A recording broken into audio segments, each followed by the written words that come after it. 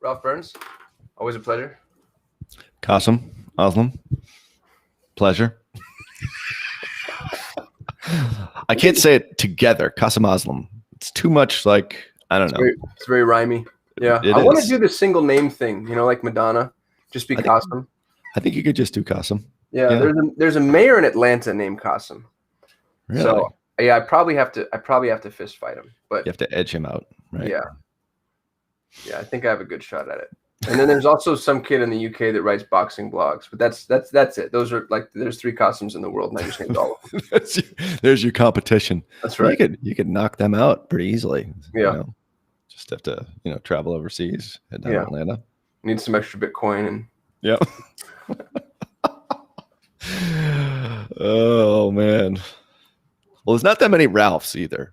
That is like when my parents named the funny thing about my name, not that this has anything to do with Perpetual Fridays, but people sometimes find this humorous, is that my mother, who I love, but she has some qualities sometimes that are less desirable at times. She does not watch YouTube, so I know I'm safe saying this. She actually named me after a rich uncle. And we all think that she did that in the hopes that she would be put in the will. And when he died, he gave like half his fortune to my brother. We don't really know exactly. And a bunch of other people inside the family. I didn't get anything, whatever. I didn't care. But my mother got absolutely zero. That's funny. It's a totally failed attempt. Well, honestly, I've heard like worse plans for getting rich. It's kind of in alignment with my mother's personality. So I think, not that she's a bad person, but I could see her doing it. You know what I mean? Plus, they weren't really that close with him anyway. He ended up winning like a couple of Academy Awards. Like he was really well known in in the show business. And just Google it. He outranks me all the time on Google. But you'll see exactly who who he is and what he did. But anyway, so there's that story, which is taking up 2 minutes of our Perpetual Friday. Well, it's perpetual, so I think we're okay. I think we have that covered. Yeah, and if you're watching this, we do this every week, every Friday, 8 a.m. Pacific, 11 a.m. Eastern. I didn't screw that up that time. And we'd love for you to tune in. And if you're not aware, we also have a podcast every Tuesday. Perpetual Traffic. Check it out. The link is in the show notes. Or in the description of this video. Excuse me. I just double checked. We'd love for y'all to tune in and write us nice reviews. Yeah. Am I allowed to ask for that? Did that sound nice? Honest reviews, or dishonest? Either one. As long as they're nice. Yeah, as long as they're nice. As long as the stars are there. Yeah, it's true. So, what are we talking about this week? What's on your mind this week? Goodness gracious! Real quick, this is interesting and probably not worth too much time, but I think worth a soundbite.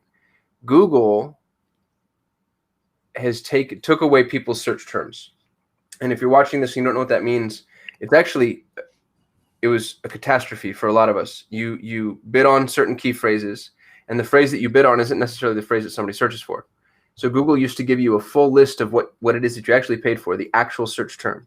Well, sometime late last year, I think they took away a significant amount of our search terms. So you're flying blind. The analogy I saw on Reddit was somebody was like, it's like going to the grocery store and paying for 2 bags of groceries, but you only get to see what's in one. You only get to pick one. Yesterday, August 5th, all of a sudden, Google started not only giving us back search terms, but they started giving us search terms with impression only, no click, which is like it's an extreme vacillation in the other direction. We started seeing not just the search terms that people were clicking on, but also search terms that only had impressions, which is that's very valuable data. And the assumption right now is that it was a mistake, but there was a tweet from one of the ad liaisons saying we're experimenting with ways to give advertisers more information. So if Google swings in that direction, that's huge. It's epic. It's massive. I'm kind of the opinion right now that it was a mistake. They were trying to explain the mistake away, and they're going to rip it all away. I had my team go in and download search terms for every single client that we have before they're able to take them away from us. But it's fun to watch a $1 trillion organization make mistakes, especially when they're in your favor. And here's to hoping that it lasts, but I don't know. So they gave you more search. Explain that. They gave you more search terms. What exactly does that mean? Yeah. So from my agency, I bid on the term Google Ads Agency. So if you go look for Google Ads Agency, if you Google that, I want to be in front of you. So I'm going to pay money to do that. But Google gets really expansive with what's called match types. So if you search for agency for Google Ads, I'd come up. But if you search for PPC agency, I'd also come up. If you search for pay-per-click agency, I'd come up. And that all sounds good until you start to realize that Google gets so expensive that, for instance, one of the ones that we paid for when I was looking at my search terms yesterday was get paid to click on ads, which is not something I want to come up for. But it's pretty close to pay-per-click advertising. Somebody wants to get, and there are weird little MLM scams where you actually get paid to click on people's ads. They're super scammy. But somebody was searching for that, and we came up. When Google shows me the search terms, I get to see how relevant they are. So if I have relevant search terms coming up, then I know that I'm pointing in the right direction. But when you see irrelevant search terms, then you want to add them to your negative keyword list. Or sometimes you'll get leads, and Google will not tell you what the specific search term was that lead came from, which makes it hard for you to optimize for. So the loss of search terms was something that was really heavy-handed. The fact that they did it really shocked me. And then again, just yesterday, all of a sudden we have not just search terms that have generated clicks, search terms that have generated impressions, which is, you get sometimes thousands of impressions before you get a click, depending on the instance, of course. We'll say hundreds. So that's like hundreds of data points that we wouldn't have had otherwise. That's crazy. Right. So, you have broad, phrase, and exact. Like if you're like, that still exists, correct? Yeah. So there was there was a fourth, broad match modified, that they just phased out and they rolled into phrase. Okay. But they're all lies, Ralph. If you go exact match, Google gets really expansive to the tune of Google Ads Agency. Exact match could be pay-per-click agency. And you've gone to this machine and you've said, I want exactly this phrase. And there's a difference between Google Ads Agency and pay-per-click agency. And I've seen it in other industries too. I've seen a septic company get plumbing leads on exact match, emergency septic, and somebody searches for emergency plumbing. Those are two very, very different things. So Google's expansive match types, there's very little that I have found to be as unfair in the realm of digital marketing. For you to go in and say, I want, it's like going to Facebook saying, I want this audience, and Facebook going, well, these guys are close enough. It's nuts that they get away with it. Yeah, I didn't. So this expanded it out even more, is what you're saying. Well, did your cost go through the roof as a result, or no? No, it didn't change the match types. It just changed what we were able to see. Because previously, Google gives you these expanded match types, but then doesn't tell you how expensive they're getting. All this did was kind of lift the veil on what the cat was dragging in effectively. Fascinating.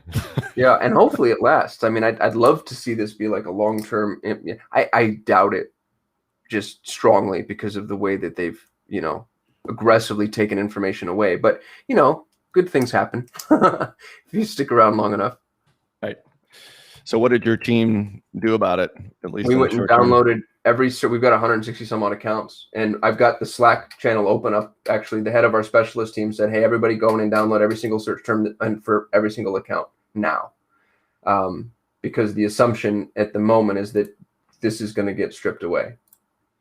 I've got an article from SEO Roundtable. If anybody's interested, I'm dropping this into the chat thread.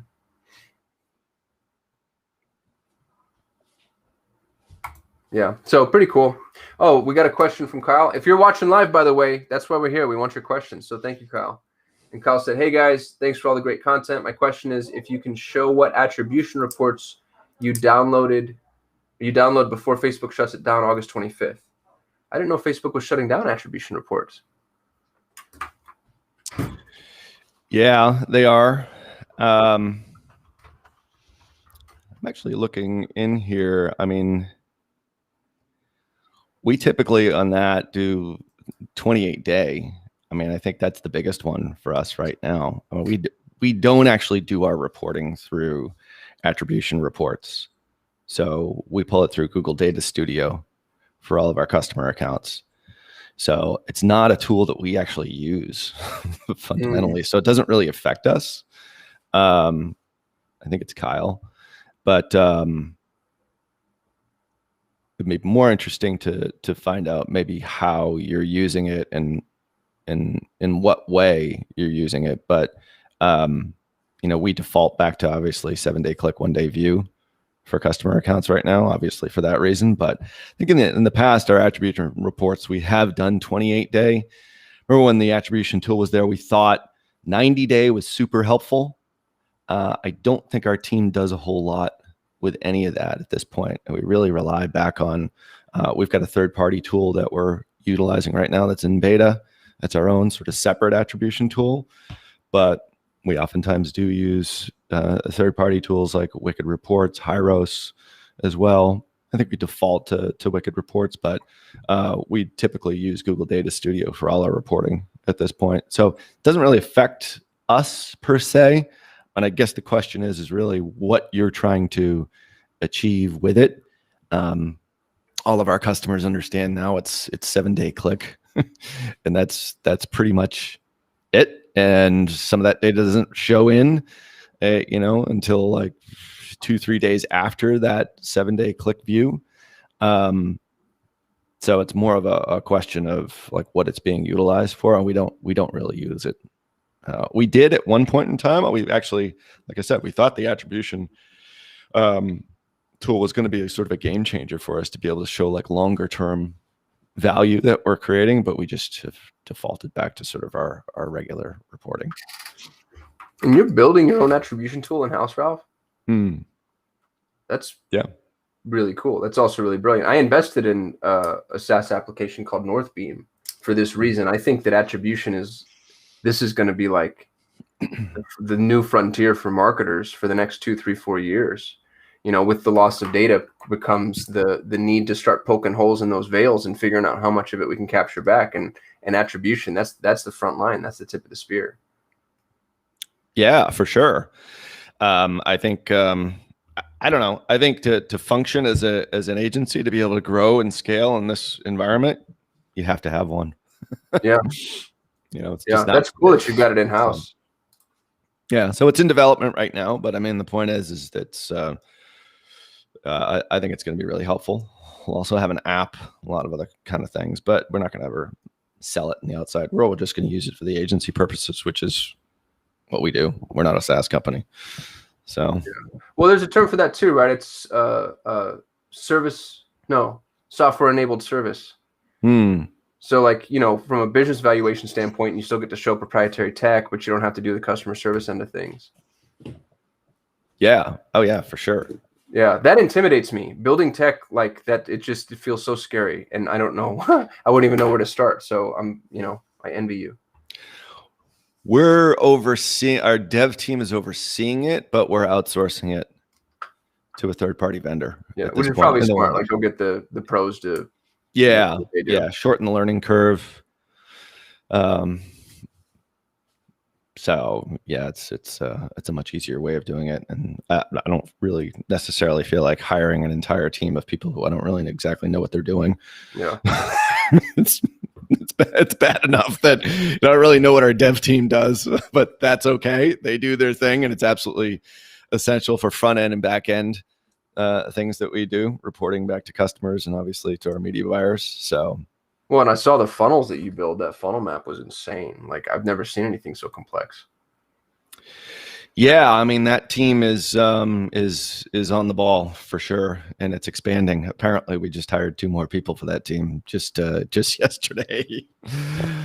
So yeah, I mean, we see that's really where a lot of this is going, which comes back to a lot of the stuff that we've talked about. Perpetual traffic is not necessarily just the traffic; it's about like the after the click and it's the offer and all that, which is one of the things I think we've been giving a lot of thought to. Certainly I have, and we would talk to pre-record here. Some of the things that we're sort of working on, or at least thinking about, is offer related, because at the end of the day, I mean, the offer is so vitally important, you know, to your overall business. If you don't have a good offer, like what makes a good offer, that's a really good resource we were discussing. You just bought it. That actually helps with that. So yeah, it's definitely much in alignment with where the business is going, at least where we're heading right now. And I think just the future of digital marketing in general. Yeah, I'm going to drop this in the chat. Ralph recommended a book to me. I'd never heard of this guy. Have you heard of this guy, or you just found the book?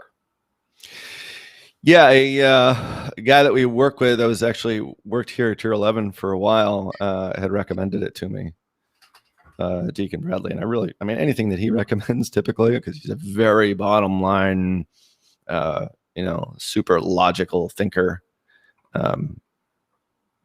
Any book that he's ever recommended to me, and it's killer. And this one's a really good one. You know, I love those people, those like information conduits. You know, we all have them. There's that person, you know, there's a guy or gal you can go to if you need an answer on this thing. And they're usually very like limited in scope. You know, it's very black boxy. But I've got a guy like that right now for tax anything. And it's just so helpful to have. I want to collect all of them. You know, like those are just like the best people in the world to have in your Rolodex. That's cool that you have that.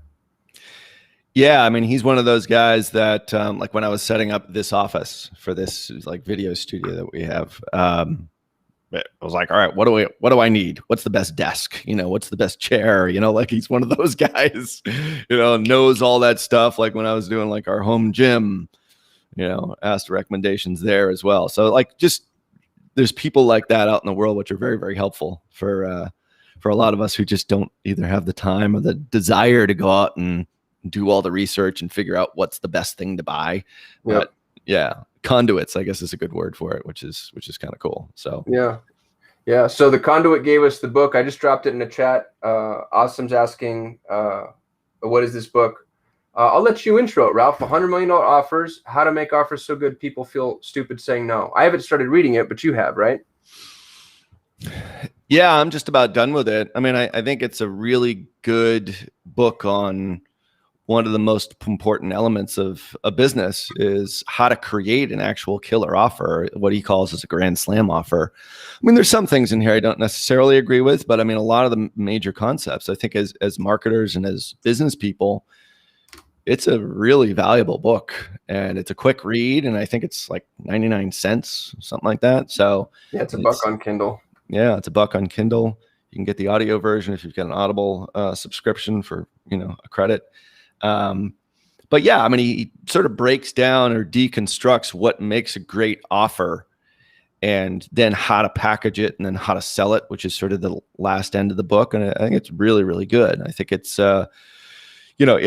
it's something that you as a business owner, somebody who is looking to get more traffic, this is one of those things where you have to have this dialed in as much as humanly possible, and then send the traffic to it. It's like having a great offer to start with. And I think he starts off with one of the questions, which is, if you were going to open a hot dog stand, Kasim, a hot dog stand somewhere near you, what would you need? What's the most important thing that you need?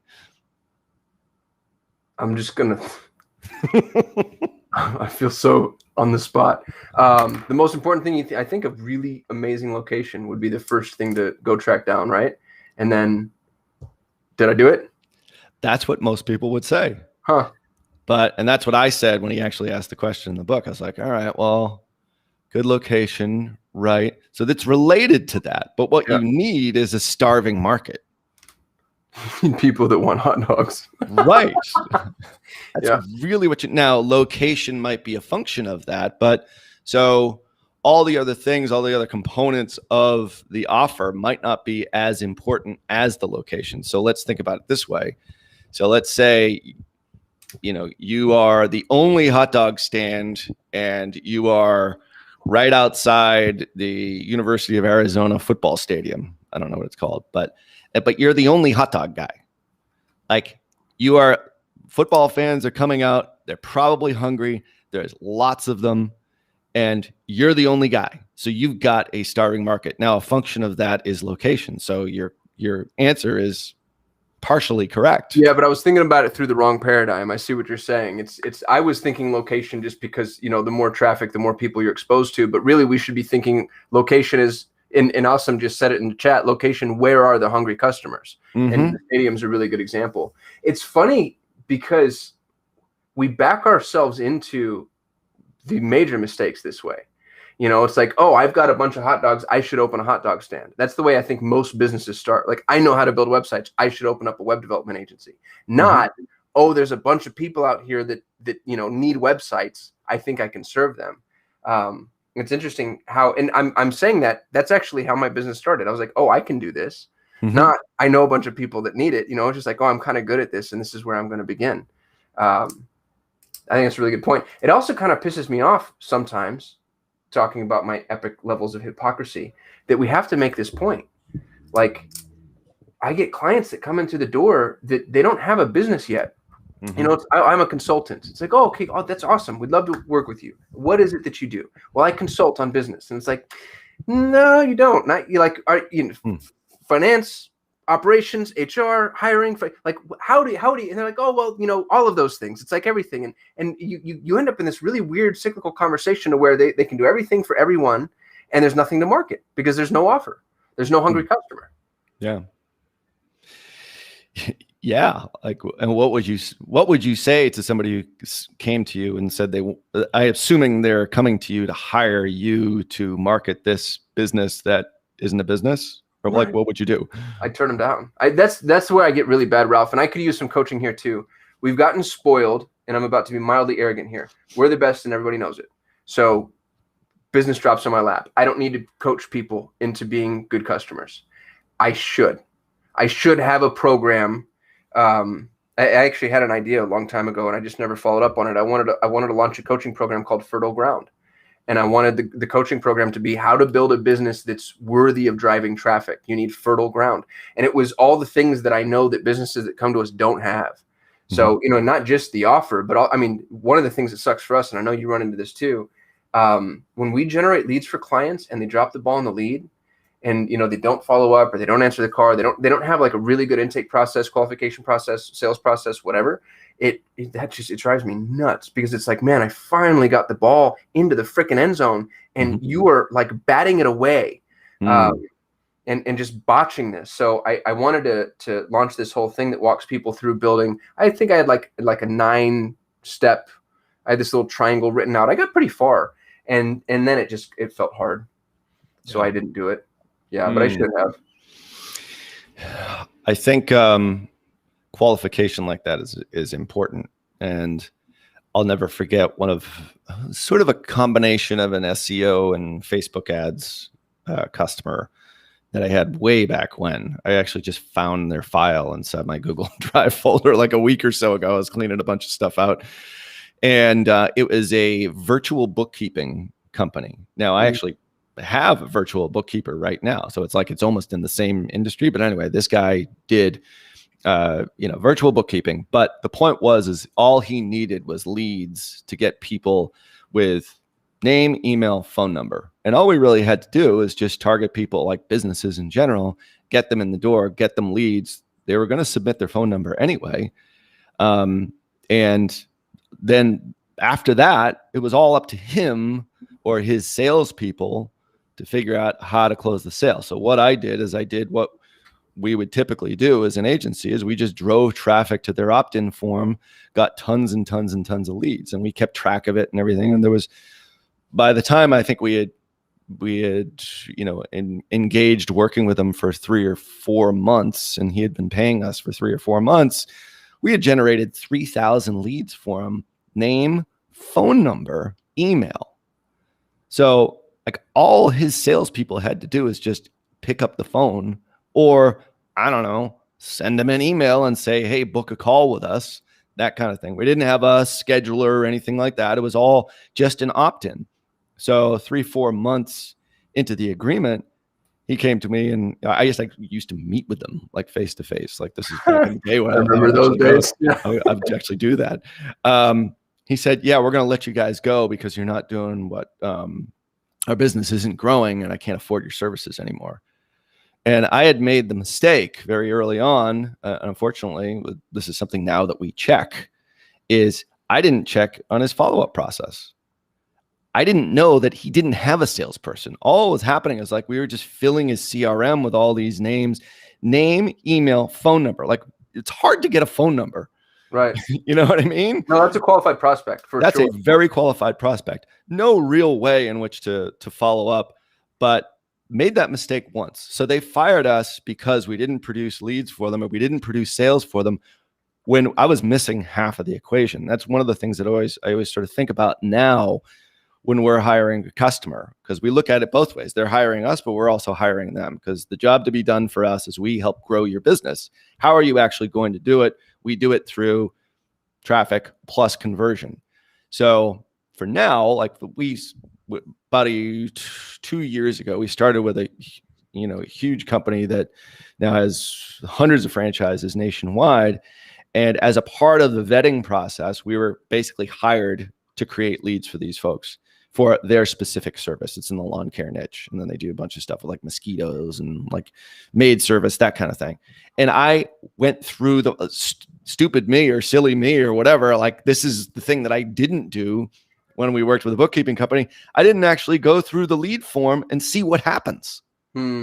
So as a part of the vetting process, I went through and became a lead, and they were so good at follow-up. Like this guy, they were calling me all the time, almost to the point of annoyance, but they were really good at it. And I ended up hiring them. Now they actually do all the stuff on my lawn, obviously. I mean, they're a customer. So the point is I went all the way through the process, and we do that vetting our customers now, because we never want to get into that situation where we were in with a virtual bookkeeper. Like we were doing our job, but we weren't helping with the other side of the equation, which is the conversion side, which if you're an agency or you're a business or a customer or wherever it is that you do, like you have to look at both sides of the equation.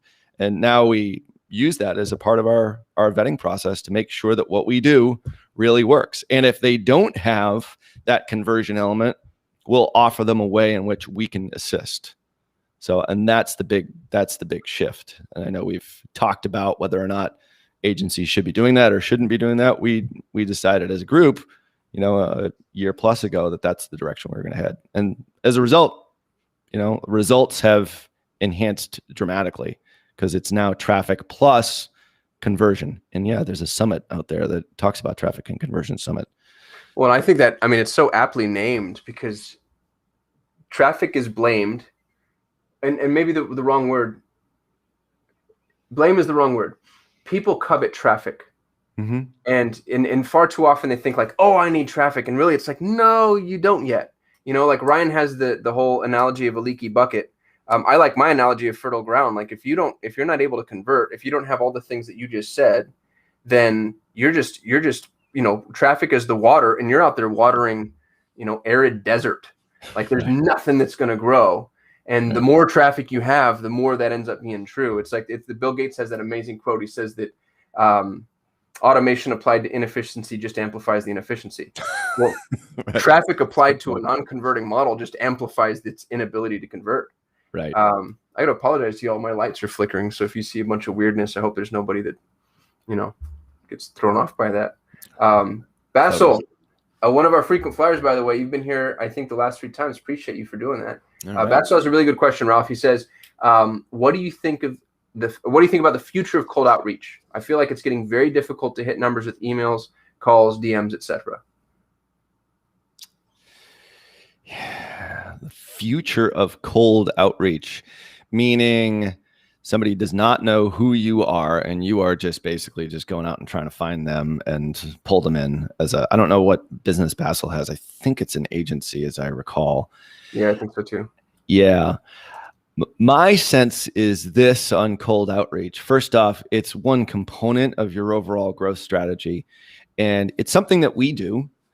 We have a company that we actually use. I forget the name of them. They're like the third one that we've tried, which is starting to gain some traction for us. And it's sort of woken us up to the idea, all right, we're getting cold outreach to sort of kind of work, actually getting booked scheduled calls. We haven't closed anything from it. It's not something that we've done a tremendous amount. However, it was something that I did when I first started and got away from. That's right. It does run an agency. So what I found is cold outreach is you can highly leverage it if you customize it. I think cold outreach, the type of stuff that I see in my LinkedIn inbox, which I don't answer any of those, and I get, a half a dozen emails a day, cold outreach. I don't respond to any of them. And the reason why is that they're not speaking to me. They have not given me a customized solution to what is my problem. I mean, I just got one this morning about leads, and I send it to my sales guy. It's like, yet another one of these. You know what I mean? It's crappy cold outreach because you can see it's being blasted out. It's through an autoresponder. It's not a personalized email. I would say this, Basil, I don't know what niche your agency is in, but I've found the best way to use cold outreach, which I don't know if this is the future of cold outreach because this is something that I did 7 years ago. So maybe it's the past and the future. I don't know. Is I would go for, create a list of my dream 100 customers. Figure out who they are, how they perfectly match the solution that you can provide for. So, all right, real estate. If there's lists of real estate agents that, bear in mind, I think we talked about this before. This is one of those things which is addressed in the $100 million offer book, by the way, is making sure that your market has the means in which to pay for your service. And I read a statistic recently. We actually have a couple of real estate customers here at Trio 11. Is the average income of a real estate agent is below the poverty line. It's like $23,000 or something like that. Don't quote me on that, but you can probably easily Google it. The point is, the real estate market, there is the haves and the have-nots.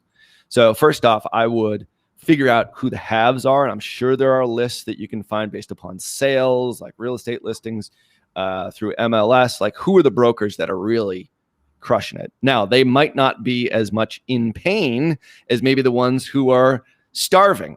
Right. So there is that as well. So I would sort of test both. So you've got two continuums. You've got people that probably really need your service, aren't making a whole lot of money, that might not be able to afford your service. Then you have people who are actually making money and are very successful, that have the means in which to pay for your service, but they might not be as much in pain. So there's that continuum. And this is actually addressed in this book, believe it or not. Where do you find your offer? So once you find where that sweet spot is between the ones that are in extreme pain and the ones that are in a little bit of pain, probably don't need you quite as much. So where is that sweet spot? I would target those people with highly customized solutions. One-on-one, you have to find that market first, that perfect market. And he talks about pain, purchasing power, easy to target, and growing. So pain, in a lot of pain, I can't get listings. That's the lifeblood of a real estate agent, right? Just knowing that off the top of my head. Purchasing power. Do they have the money in which to do it? Okay. The ones that are in a lot of pain probably don't have as much purchasing power. The ones that are able to get lots of listings and make lots of money, and you can find those lists, have purchasing power. So somewhere on that continuum is your sweet spot. Easy to target. You have to make sure that they are easy to target. You've got MLS lists. There's all kinds of lists you can find. You can buy them. You can obviously target on Facebook ads. And last but not least, it needs to be a growing market. I think that's an important one, especially for sustainability and real estate. At least around here, it's growing. I mean, I know near you, it's growing, Kasim. So you check all those boxes.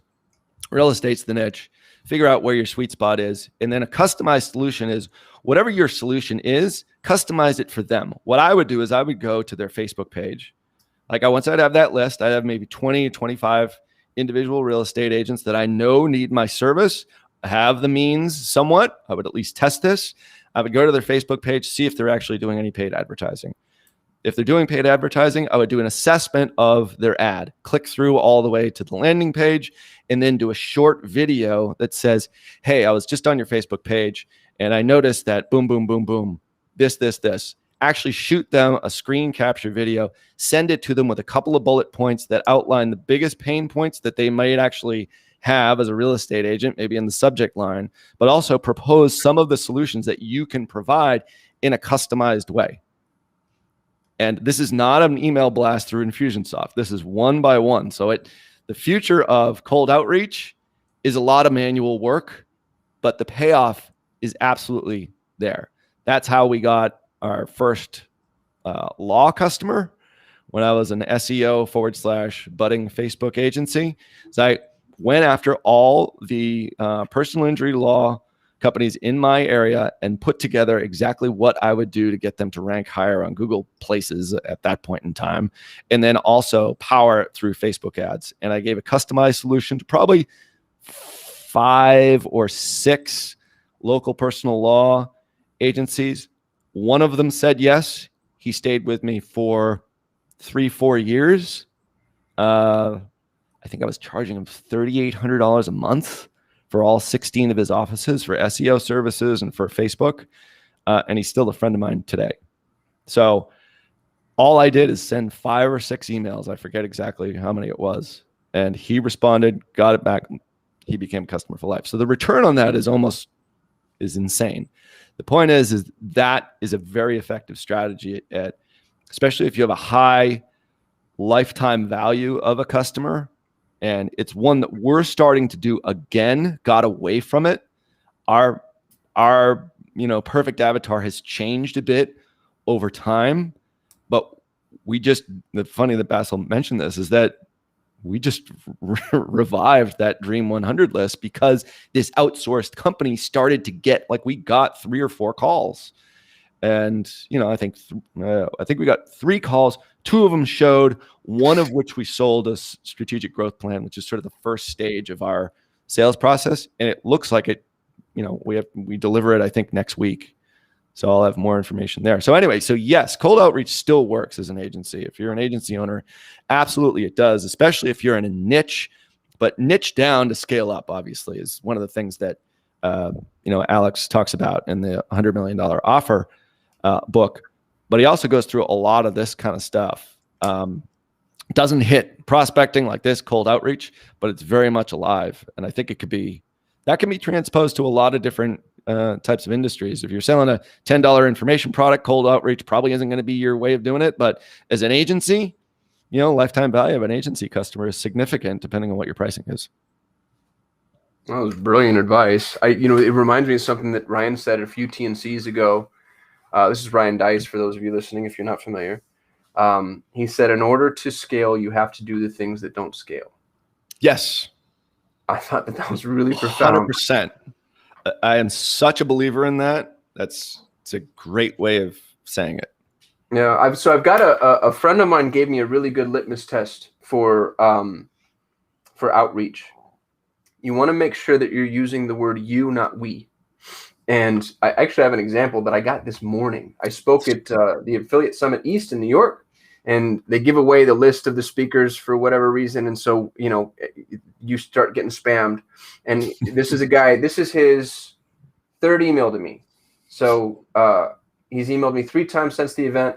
And he just said, hello, Kasim, I wanted to follow up once more and provide a bit more context.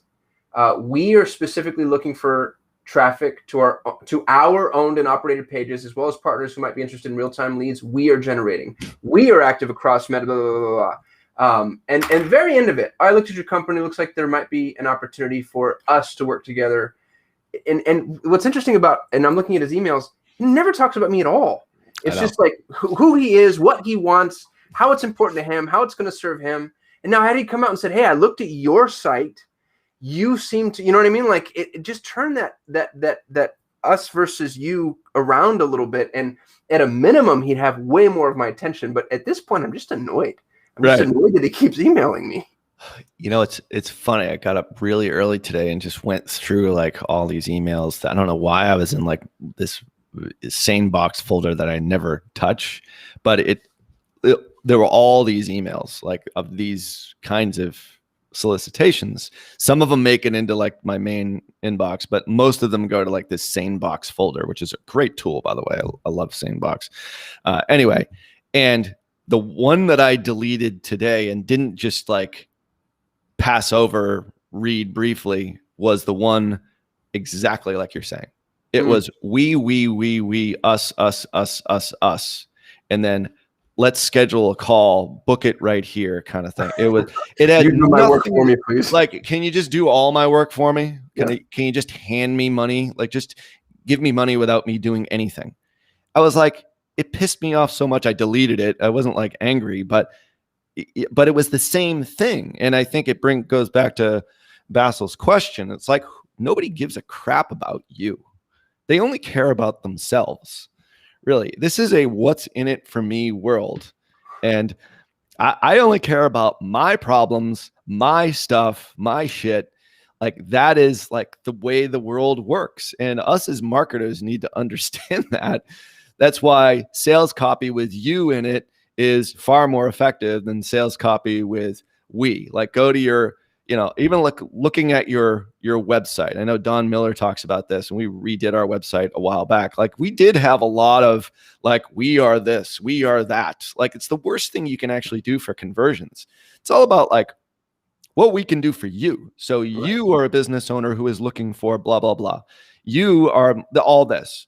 There is a section. Yes, we do have a manifesto which says who we work with, which is, it's polarizing to a certain degree, but it also sort of outlines to people, all right, is this a good fit for me? Some people say, wow, these guys really seem like assholes. I'm never going to work with them. So there is that component to it, but still, like, all the sales copy that we use is outwardly focused, not inwardly focused, because nobody really cares about us. They only care about us in that we give them a solution that they want.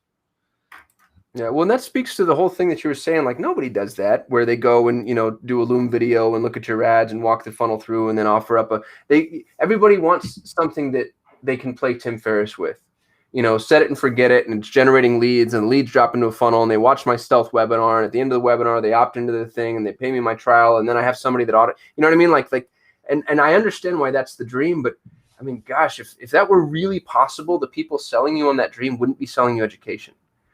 Right? They'd be in some other form of business. And that to me has always been kind of the canary in the coal mine too. The minute the experts move from doing it to selling education, that's when you know that it's been commoditized beyond the ability to automate in that way, in that direction. Yeah. It's so true. I think I forget what podcast I heard this on, but Brian, the founder of Airbnb, Brian Chesky, was on, I believe it was like Masters of Scale, which is a really good podcast. Founder of LinkedIn is the host. And he says, handcraft first. Handcraft everything first to scale. And in so doing, you'll figure out exactly what the market really wants because of that handcrafted approach, and then you figure out how to scale. So, and he explained with growing Airbnb, I think he was at like, Y Combinator or something like that. And he met, like, he was in California and, at this venture capital event, and he spoke with a venture capitalist, and the venture capitalist said, all right, well, this is way before Airbnb was Airbnb. So he said, all right, well, where are your customers? Like, oh, well, they're all in New York. He's like, well, why are you here? He's like, because I'm trying to scale. He's like, you need to go where your customers are and figure out if your business is scalable. Then come back to me once you figure that out. So he went to New York, and I think they had like a half a dozen customers at this point. I mean, I'm probably blowing the whole story here, but anyway, this is the story of Airbnb. And he went to each individual customer and interviewed them. And ask them like what they like about the service, what they don't like. And then he said, and like all the things that they don't like, he then provided that service. So like, well, it's really hard for me to post photos. He's like, all right, well, I'll have my team, take pictures, like good quality pictures. All right, well, it's really hard for me to know whether or not the guest is going to be a good match for me. Because at this point they were like renting like a spare bedroom or a couch. They weren't. I remember it was couch surfing in the beginning. Yeah, it was like couch surfing. So like, I want to make sure that they're cool and like I get along with them. All right, good there. Like he had this whole list of things, and he literally went to all of his customers and interviewed them, or the majority of them. And then as soon as he started getting more customers, he would actually, he would get in contact with them, but he would say he was like the photography service. So he could like get the site or their space on the site. Like he did it all these like very, very unscalable things first in order to scale. So to the outreach question, you know, maybe if you're selling a $297 product on a recurring revenue, like it's not hugely scalable for you to do all that outreach. But if you get to the point where you're starting to get significant revenue, then all you do is you create an SOP about what you do, and then you hire somebody to do it. And then you can then grow the business, like hire a salesperson, have an SOP. Like I used to do all the calls, like for tier 11. I don't anymore. I don't do the discovery calls. I don't do the strategic growth plan calls. I might come on some of them depending on if my sales guy needs them, but he has an admin. He's got a really good system. Like we don't need hundreds of sales closes. We need 1 or 2 a week, maybe. So it is very much scalable with just a couple of people, but it's like I started it as a handcrafted, very unscalable model. Like when we first started, we would go out to customers and we would actually do 2 days with them. Once they signed on, I would fly out, you know, or I would get maybe like one other member of my team to fly out. Let's work on your hooks and your strategy and your offer, your creative, all this sort of stuff. Very unscalable. Do we do that anymore? No, we don't. But we take that same thing and digitize it with a really high powered team. The point is like every business, to your point, has a way in which to, you know, handcraft first, make sure that your offer is really dialed in, and then at that point you scale. And obviously Airbnb is a pretty good example. I don't know what their market cap is now. It's like 70 billion, 60 billion, something like that. Crazy, publicly traded. And it's a good model, I think, for all of us to keep in mind. And believe it or not, in this book, going back to the book again, he actually talks about this now that I'm thinking about it. He talks about his model. It's fascinating how it kind of evolves and how he created like an offer that really does scale. And he gives you sort of step-by-step instructions on how to do it. It's awesome. And Basil, great question. That triggered a lot, which I appreciate. So if you're watching this and you have more questions, we'd love to maybe play a rapid fire round. We've got about 13 minutes left, so drop them in the chat. While we're waiting on that, Ralph, I think we came into this with maybe a mild axe to grind. And we've sort of touched on it, but I don't know that we've really like brought home the whole you have to have an amazing offer thing. Yeah, we probably haven't, but I think we did talk about the market itself. I mean, you do have to have those components. So first and foremost, I mean, you've got to have a fair bit of pain that's going on. You got to have purchasing power, easy to target, and also it's growing. So a really good example of this is of what not to do. He actually gives a good example in the book, but we just recently hired a new media buyer, and he was an independent consultant. He had gotten laid off during COVID. And so he just started he's like, all right, I'm a musician. I'm going to help musicians promote their music on Spotify, I think it was. And I'm like, okay, as part of my interview with him, I'm like, how did you do that? He's like, well, it was actually really easy to do. The problem is they couldn't pay me. So pain market, big time. These guys are in pain. Pretty easy to target, according to him. I've never actually done it.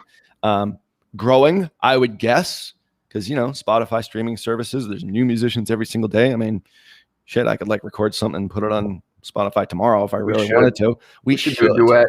Yeah. We are on Spotify, actually. Yeah. Perpetual Traffic is. But purchasing power didn't have purchasing power. And that, like, in the book, Alex talks about, like, if the purchasing power isn't extreme, if the pain is so great, you can potentially create the purchasing power, or at least the ability to afford your service. But it's a biggie. You should have all 4 of those in order to create what ultimately is a good market. So that's sort of the big thing to start with. So once you have that, then if you really think about like the 3 markets itself. And I think Brunson has said this, like I've heard this from Dan Kennedy as well. A lot of stuff in the book is not original, but there are basically 3 markets. So once you figure out, okay, paying purchasing power, easy to target and growing, then there is either health, there's wealth, or there is relationships. Those are the 3 markets. Everything in business comes back to those 3 markets in one way, shape, or form. And I think one of the examples I've heard is like, all right, well, I saw an ad for Gillette, the best a man can get, or whatever those razors are that I don't buy because I get the Dollar Shave Club stuff. It's like, what are they selling? Are they selling in the ad itself? You see this like handsome dude, shaving, and then some chick coming in and like grabbing him, and oh, you're so manly, look at you. So the example is like, what are they selling? What market is it? Is it health? Is it wealth? Or is it relationships? Well, what do you think? Health, wealth, relationships, based upon that cheesy commercial. Relationships. Okay. So a lot of people would say health. So you got that one right. You're so smart. Hey, I got one. I'm 1 for 2. Well, I don't know. Location was pretty damn close. But so anyway, so it can be grouped. Think about any specific product. Like that's probably not a very good example. In our market, for example, you are a Google Ads agency, health, wealth, relationship. Yeah, we sell 100% wealth. You don't sell sex appeal, cool, Google shopping ads.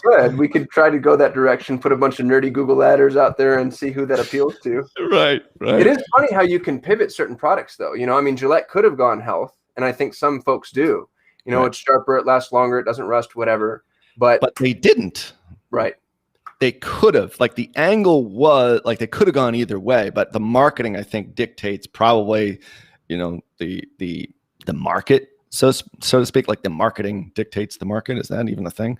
But no, you're absolutely right. They could have come out and said, look at this, like, these are titanium blades made from German, engineered steel, whatever the hell it is, like the blade. Like they didn't care about the blade.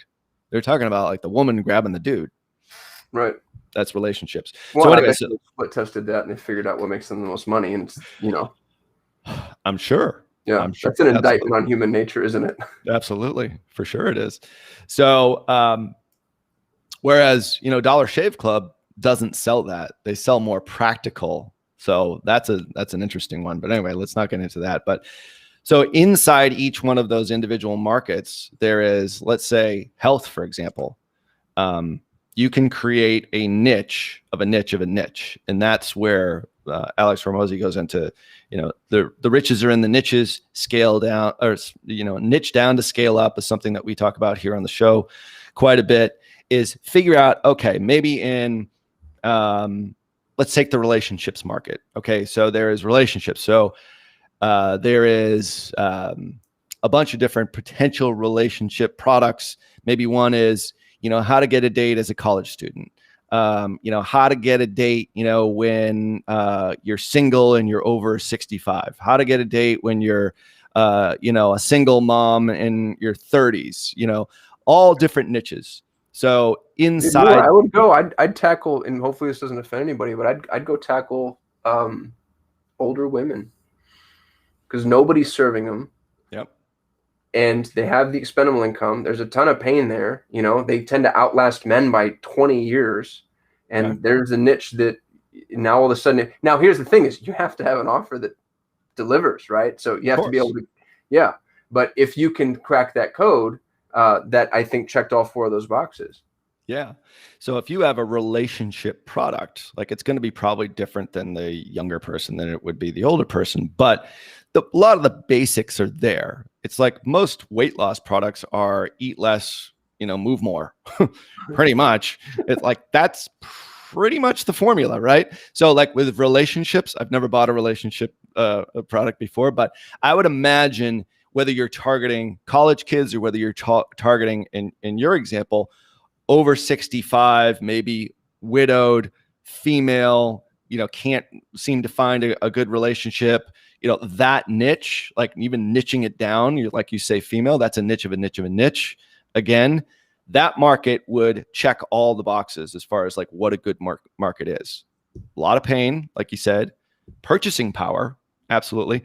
College kids, on the other hand, probably not as much purchasing power. So right there, if I was going to choose one niche over the other, obviously over 65 would be the one. Female, easy to target, pretty easy to target on Facebook for Facebook ads. And that demographic, 65 and older, is growing right now. We're all living longer. I mean, I guess according to COVID, we're not, but we took a few years off last year. But anyway, in general, it's a growing market. So the point is like, that's how you pick your niche that then dictates your offer. And as soon as you can, customize that offer to a very specific niche in the book, and he takes through this, is how you actually target, but then premium price, because it's so specific to that market, you can charge a premium based upon it. If I just came out with this is a relationship product for all women, like I could charge $10. But if it's I'm going to show you how to attract the ideal man if you're over 65, or widowed or divorced, kids have left the house, you're female, over 65, living on your own, like that is much more of a specific target market. I can charge a premium for that. And as a result, you have a much better offer that works from a financial perspective, which is another whole chapter in the book. So like, I think that's like those two things is, figuring out what your market is, but then niching down in that market. Can you niche down even more in what you're doing and then charge a premium for it? Potentially, I think every market and every business probably can do that if they do this type of in-depth analysis. So goes through it step by step in the book. He also gives a lot of videos too. I mean, it's a lot of the same concepts we know, but I think the book is really, really good in the fact that it presents it in a new and unique way. Yeah, I kind of like it when stuff like that happens. Somebody rehashes old content, but they do so in a way that it just engages you again, It's like every movie is basically the same story, but they put a strong enough tint on it that you start enjoying it again. Avengers is Star. Have you ever seen those memes that like they connect basically every movie we've ever seen and it's all the same thing? Yeah. Oh yeah. So like Joseph Campbell's hero story. Oh yeah. Yeah. The hero's journey. It's very formulaic, but it works. And the indie movies that don't do well in the box office, critically acclaimed. They don't make money. Like they, and you know it when you see one too. You're like, whoa, I wasn't expecting that. And it's kind of a cool movie, but it's not a mass market appeal type of movie that, is a blockbuster. It's formulaic to a certain degree. So human nature doesn't change all that much, I guess, is really. Or at all. We've been, I don't know, we're pretty much going after the same thing we've always gone after. And the way that we do it shifts. But I think, the hierarchy of needs is just, it's pretty static. Which again is kind of an indictment of human nature. But if we're trying to make money, we have to play into it. You can't go against the grain. It's interesting. There's another book that I read. I know we've just got 2 minutes left, but it actually about the human nature doesn't change. I mean, it doesn't change that much. I don't know who said that, but really doesn't change because we're Homo sapiens at the end of the day with a little bit of Neanderthal, apparently, according to this book. 8%. All of us have 8% Neanderthal. I read that too. Yeah. So, but the Homo sapiens killed all the Neanderthals, but they also inbred, and so we still have that Neanderthal little piece of our genetic code there. The point is like it's the same species back then as it is today, and hasn't changed a whole lot. Our reptilian brains are pretty much the same. A lot of the same things that work in marketing, the books that were written in the 20s and the 50s still work today. The best advertising book I've ever read is Breakthrough Advertising by Eugene Schwartz. We should definitely put that as a plug for our guy, Brian Kurtz, in there. Don't buy the $400 version on Amazon. Get it from our guy, Brian, breakthroughabvertising.com. Like that book was written in the 50s. It could be written today. It's the same thing. The same principles apply because human nature does not change. Yeah. It's funny because we keep insisting that it will. That seems to be sort of the path of our social evolution is that we're evolving. And I don't know. Maybe that's not true. We're out of time. Appreciate all y'all who showed up live. You make these calls what they are, really. We do this every Friday, so please drop it on your calendar. Subscribe to the YouTube channel. For those of you that have come back, Basil, anybody else who's been a repeat, even if you're a wallflower, we appreciate you. Any closing words, Ralph?